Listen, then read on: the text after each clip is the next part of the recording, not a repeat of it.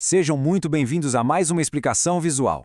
Olha, como um verdadeiro entusiasta da longevidade, eu estou super empolgado para compartilhar aqui uma pesquisa que está simplesmente virando de cabeça para baixo tudo que a gente achava que sabia sobre envelhecimento, força física e qualidade de vida.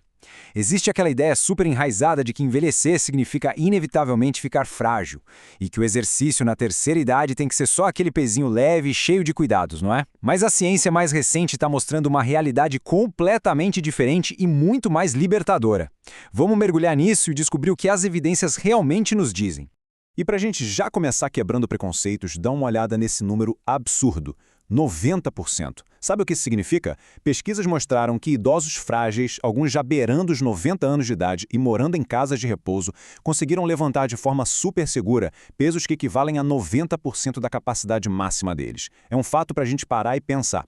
Não estamos falando de uma caminhada de leve ou de uma hidroginástica suave. Estamos falando de levantamento de peso no limite máximo da força, feito com total segurança e trazendo resultados que transformam a vida e a independência física dessas pessoas.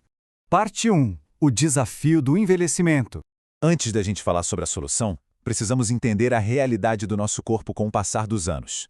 É um processo natural, mas que traz consequências drásticas para a nossa mobilidade se a gente não fizer nada a respeito.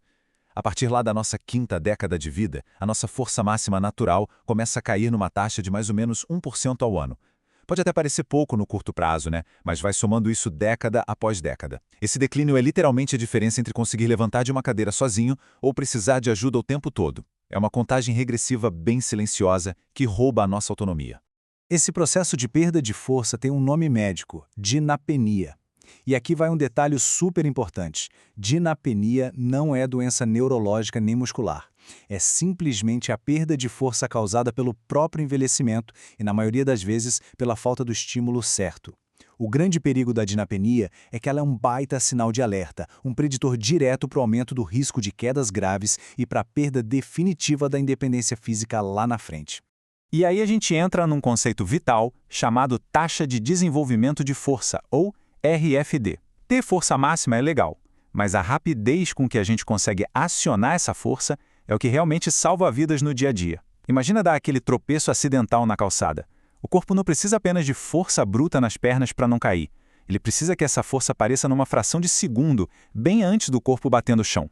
E a triste realidade é que essa velocidade de reação, a RFD, cai ainda mais rápido com a idade do que a própria força em si. Parte 2. O paradoxo da carga alta. É aqui que a coisa fica bem contraintuitiva. A solução mais eficaz para combater a desarcopenia e essa perda de reação vai totalmente contra o senso comum. A maioria das diretrizes médicas de hoje em dia ainda fala para treinar com pezinhos leves a moderados, ali por volta de 60% a 70% da capacidade, fazendo movimentos bem lentos. O problema é que a ciência já bateu o martelo e diz o oposto. O treinamento de força máxima, usando cargas altíssimas, de 85% a 90% do limite, junto com movimentos explosivos, é infinitamente superior. Aquele treininho leve, na verdade, muitas vezes nem chega a fazer cócegas no sistema neuromuscular para gerar ganho real de força no corpo que está envelhecendo. E os dados mostram exatamente isso. Olha que interessante esse levantamento. Quando a gente foca no pessoal na faixa dos 70 ou mais de 80 anos, os ganhos de força são simplesmente impressionantes, chegando a uma média de aumento de uns 2,5% por sessão de treino. Em questão de semanas de treino intenso, muitos idosos conseguem recuperar a força para níveis iguais aos de adultos jovens. É algo formidável. Parte 3. Segurança e risco de lesão.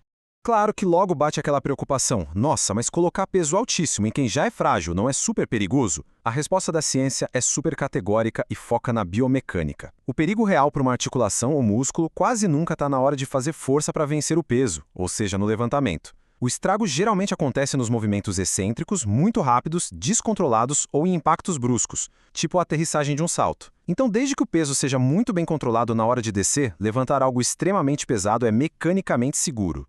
É tão seguro que esse protocolo pesado não serve só para idosos saudáveis. Estudos clínicos validaram o uso de cargas máximas logo na primeiríssima sessão para pacientes se recuperando de cirurgia de fratura de quadril, pessoas com osteoporose severa, sobreviventes de AVC, pacientes cardíacos e até mesmo quem está em tratamento contra o câncer. O benefício prático que isso traz para o dia a dia supera e muito qualquer risco, desde que o método seja aplicado certinho. Parte 4. O motor neurológico. Mas vem cá, por que esse negócio funciona tão bem? A mágica não está só no tamanho do músculo, está lá no centro de comando, no cérebro. Levanta pesos a 90% da nossa capacidade e envia um sinal de emergência violentíssimo para o sistema nervoso. Isso treina o cérebro a recrutar na hora as chamadas fibras musculares do tipo 2, que são as de contração rápida. Sabe o que é mais louco? São justamente essas fibras que atrofiam primeiro com a idade. Então a gente não só reverte a fraqueza do músculo, mas também deixa coisas simples como caminhar muito mais eficientes, gastando bem menos energia. E o reflexo neurológico disso no mundo real é gigante. Os dados confirmam que o treinamento pesado é praticamente o único estímulo que realmente funciona para dar aquele boom na nossa capacidade de reagir rápido.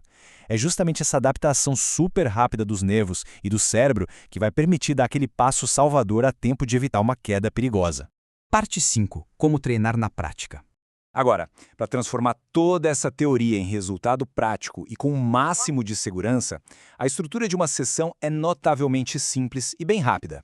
Começa com 2 séries levinhas só para aquecer as articulações. Depois, o foco total, 4 séries de trabalho.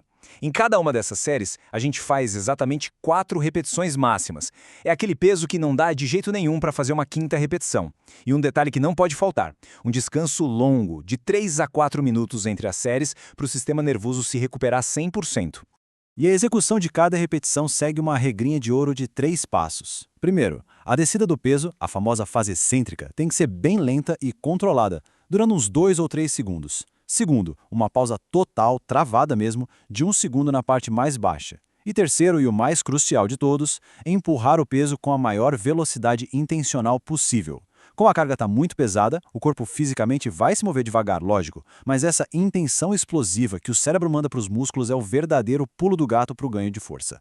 Analisando a execução, ali no famoso leg press horizontal, tem um detalhe de segurança que é fundamental. Na parte mais baixa do movimento, depois daquela descida bem lenta, os joelhos precisam formar um ângulo exato de 90 graus. Isso simplesmente blinda as articulações e garante que a força toda vá para os músculos certos das pernas. O movimento de empurrar, saindo dessa pausa, é exatamente onde a mágica neurológica acontece.